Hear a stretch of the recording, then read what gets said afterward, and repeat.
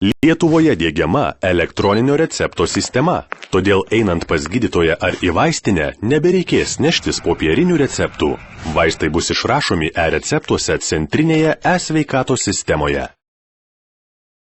E-receptas. Naudojimo gairės pacientams. Naršyklės adreso lauke suveskite www.esveikata.lt.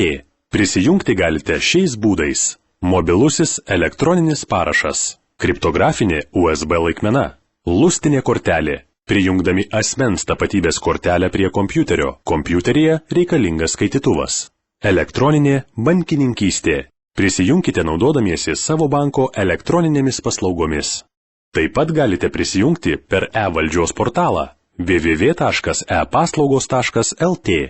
Prisijungus prie paciento darbalaukio ir pasirinkus kortelę sveikatos duomenys, pacientas turi galimybę peržiūrėti jam išrašytus e-receptus ar informaciją, pagal e-receptą išduotus vaistus ar medicinos pagalbos priemonės. Pasirinkus receptai, galėsite peržvelgti visus receptus.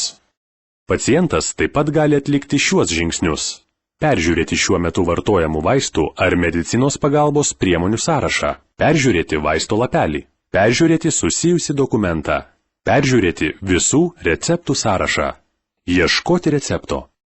Naudotojas atjungiamas nuo sistemos mygtuku Atsijungti, kuris yra darbalaukio juostos dešinėje išskleidžiamame meniu.